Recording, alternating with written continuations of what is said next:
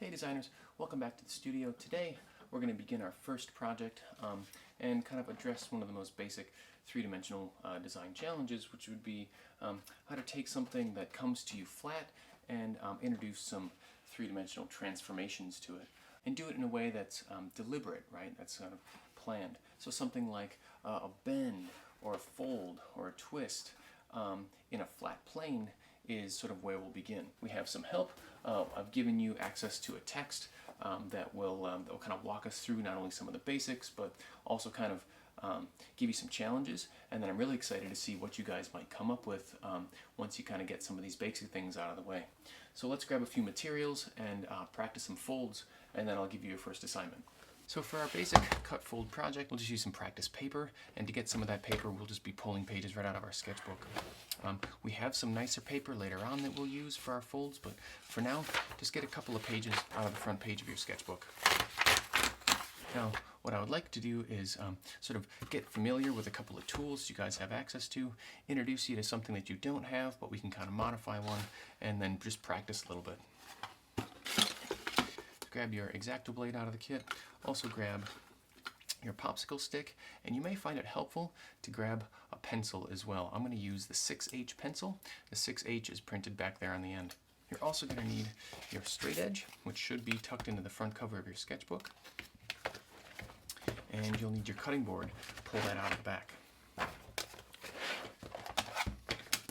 Now, the smaller practices we're going to be doing in this kind of first iteration, we don't really need full sheets of our sketchbook to do that. Eventually, you may want to work really large, but for now, we're going to be cutting our pieces of paper down fairly accurately to about a 5 by 7 inch size. So first thing, let's remove some of this extra fringe and break down our page to work. Now remember, when you're using your X-Acto blade, the blade itself has a ground edge and it has a dull edge. It's going to be much easier for you to work if you've got it oriented correctly. I want you to hold it just like you were holding a pencil, and as you're laying the blade up against your straight edge, make sure that the blade isn't angled back into the plastic straight edge. The blade is plenty sharp enough and plenty sturdy enough to do damage to this blade. If you want this to work nice and straight for you all semester long, you got to make sure you don't cut into it. It's also worth saying that the likelihood that you might nick yourself with the blade is pretty good with this project, so keep some band-aids close by at home. I'll have some band-aids at school for you, just in case. I'm going to use the grid on my cutting board here to start breaking down my design. The first cut I'm going to make will just be divide this piece of paper in half, and to do that, I'll line up my piece of paper along a horizontal grid here, and I can use one of these vertical lines then to cut straight down through the center of the page. I'm cutting through 2 pieces of paper here, so I'm going to make a couple of light passes. Don't Superman through big thick layers of things. If you're really forcing the blade, the possibility of it kind of jerking and skipping back and getting you is pretty good. It's also going to be really hard on that blade. The harder you cut with this blade, the more likely it is that you'll snap off the tips.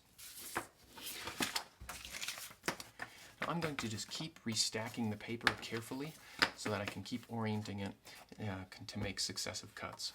Now the grid on your cutting mat is laid out in half-inch increments. Now I said before we're going to work with sort of a standard size of 5 by 7 inch.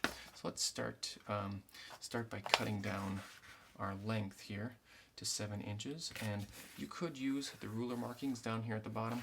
I oftentimes just kind of count right along the bottom here. 1, 2, 3, 4, 5, 6, 7. I found my line. I'm going to line up my straight edge to cut right along the vertical 7-inch mark. And as long as I have my stack of papers still all carefully stacked underneath, I'll end up with a small stack of papers to do this practice with. Now in that last cut, I already felt the very tip of my blade snip off, or I maybe felt a click in the board from a previous blade tip that snapped off. One of the things that can happen fairly regularly with these blades is if you push a little bit too hard into these mats, the very, very, very tip of the blade will snap off. It's still a really sharp instrument. It'll still work just fine, but you'll find that those tiny little tips of metal either get embedded into this cutting board or you'll just find it sort of laying around. If you can find those and sort of dab them and pick them up and get them into the trash, that's a good idea. Metal slivers are not the friendliest thing to have to dig out of a fingertip. So I've got a 7-inch border here. Now I'm going to orient this the other direction and make a 5-inch dimension. 1, 2, 3, 4, 5.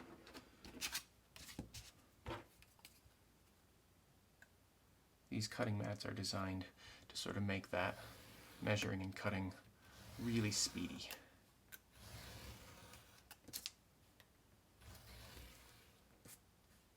Notice that as I'm making these cuts, I'm starting just past the paper, pulling straight through the paper, and then making sure I make enough passes so that all cuts. So now I'll just kind of remove these scrap bits, and I have a small stack of 5x7 paper to work with for my first few folds. Now the very first fold we'll do, I just want to practice something, so I'm going to kind of set these off to the side, and I just want to do a couple of folds on this piece of paper to get my kind of to get the vocabulary down, and also to kind of demonstrate how I might use my fingers to make the folds, and how I might use a tool like this to make the folds. Now, making a fold in a piece of paper should be, fairly straightforward business. It's about precision, though, that really kind of is going to separate the difference between what you maybe have done in the past and what we're doing in this class. What I'm demonstrating right now, right, is, just a fairly straightforward way to put a fold in. I kind of carefully met these corners, met them in the corner, kind of yanked it back to the edge to kind of crease it, and then maybe used the hardness of my fingernail to give it a good hard crease.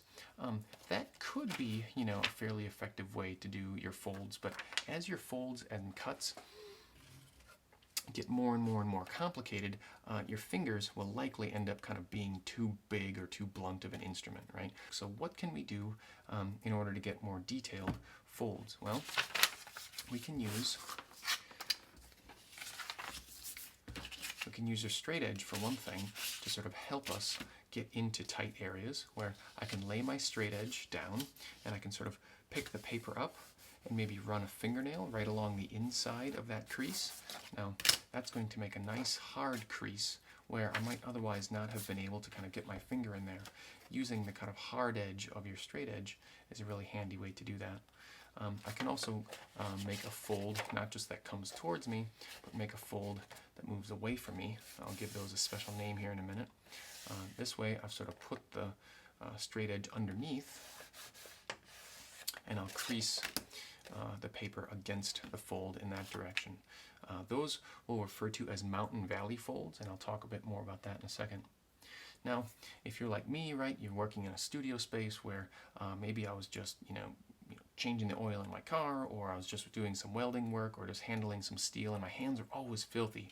And so right now we're actually going to be working with this brilliant bright white paper, and so if you happen to have dirty hands, you're always going to be transferring that grit and grime and dirt right to this white paper. So instead of using a finger, we can use some other tools. Now, there is a tool in my kit that I like to kind of turn to whenever I'm doing delicate folding work, and it's called a bone folder. Bone folders actually are what they sound like. It's a piece of bone that's been polished and sharpened on one point, and what that allows you to do is more carefully crease and fold. And then once I have a fold established, the bone folder with its polished edge can put a nice hard crease. Now that replaces either the kind of dirty skin of my fingers or the kind of jagged edge of my nails. A bone folder that has a polished edge is also going to be a little bit easier on the surface of the paper. It won't damage the paper fibers as much. It compresses them. Now, you don't have a bone folder. They're, you could probably get your hands on one. They're about $6 or $7 a piece if you look in the right places. But you do have a popsicle stick, right? And they're reasonably smooth, and they have a nice kind of straight edge on them. And they more or less will function the same way. So I'm going to put a fold in the side of my paper here and just use a popsicle stick to do the same thing. And then perform sort of a hard crease on top of that using the side of the popsicle stick. So even without the kind of more expensive art tool, we should still be able to add those folds. So now let's try our very first sort of project fold. It's a fairly simple mountain valley exercise. Now, a mountain fold, if you want to kind of get pretty simple here, moves towards you or comes up towards you like a mountain. A valley fold moves away from you. In this exercise, we have to do one of each. It's going to involve more or less 3 vertical folds and a single cut. I've gotten this exercise from Paul Jackson's Cut and Fold Techniques for Pop-Up Designers. This is a really cool book. He's got a small series of them. They're not that expensive to get your hands on. I've provided you guys a couple of handouts, versions of them, but we're going to do the exercise that's found on page 22 and 23. It's the most basic pop-up that I think is available in these books. And we can do some more iterations of them that get more and more complex and more detailed. These 2 folds are more or less the exact same fold. One of them just kind of takes it to the next level. So let's start with this one. One of the things about this book that's really great is that there are lots and lots of really cool ideas in here, but none of the illustrations include anything like measurements. Now that could be a bit frustrating when you're just getting started, but what I really want you to think here is that he's not giving these to you like a perfect recipe to follow. He's giving you the suggestion so that you guys can make these iterations. So I'll work through the demo here. You guys can page through the book and find some other ones. Start with your 5 by 7 inch piece of paper aligned with your grid. If you align with your grid and use your pencil to make some markings on the paper first, the illustrations in the book will make a lot more sense. So let's find the center line right down through the middle of the design. If you've got it on your grid, you should be easily able to find it, and I'm going to use my number 6 pencil to mark it. The number 6 is a really hard pencil, an easily erasable pencil. It's also very light, so in your final fold you won't see it quite as easily. Now I've got my center fold marked. I'm also going to make 2 folds, one on either side of that. And for the purposes of this demonstration, I'll make it 2 inches to the right. And so I'll just count 2 inches on my grid. 1, 2. And make another vertical mark with the pencil. And make another inch, 1, 2, another mark 2 inches to the left. Okay, so these are going to be my folds. Now part of these are going to come toward me, part away from me, but now I'm going to make a horizontal cut right through the middle, connecting these outside 2 lines. I'll make the mark first with a pencil, and then I'll come through with the blade. For the purposes of this demonstration, I'll go right smack dab through the middle. Okay, so I've got my cuts already laid out. I should say I've got all my lines laid out here. The cut goes right from this line to this one. It was the last line I drew. And then I'll demonstrate which folds are mountain and which folds are valley. Let's start with the cut. So on a cut that doesn't go straight through the page, I have to be very careful to lay the blade down right into the corner and stop precisely where they end. One of the techniques I'll oftentimes use is I'll pull roughly toward the middle, I'll flip the blade around, and then make that final incision just so that my cuts are really precise.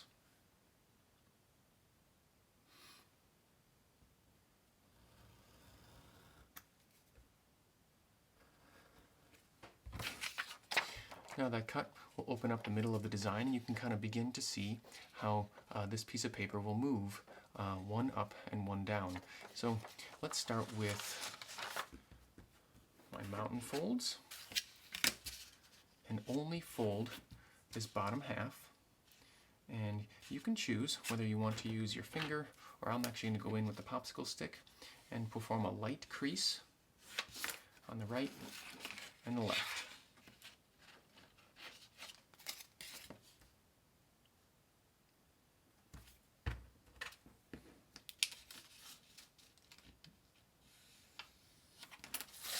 Now, those creases are just gently begun, sort of put a hard crease in the paper.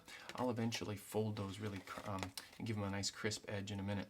So those folds will kind of go away from me. This center fold will come up towards me as in a mountain. So what I'll do here is I'll slip my straight edge underneath, carefully align the pencil mark on either side of that fold, and give it a light crease. And there is my first mountain fold. Now I'll do the exact opposite on the other side.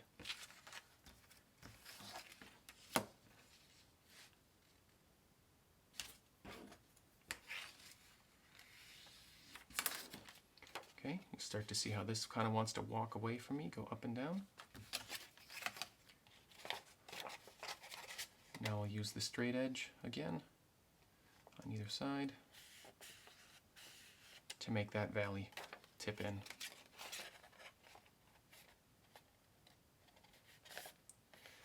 Use this exercise as a way to practice your precision.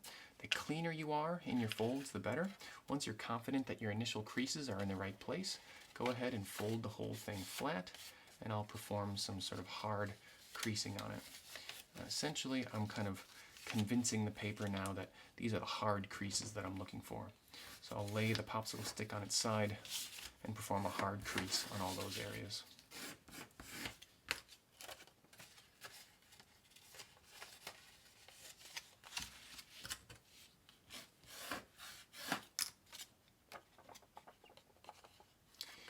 If you can demonstrate to me that you can carefully measure, carefully cut, and carefully fold your first mountain fold project, you've completed the very first step to our cut fold project.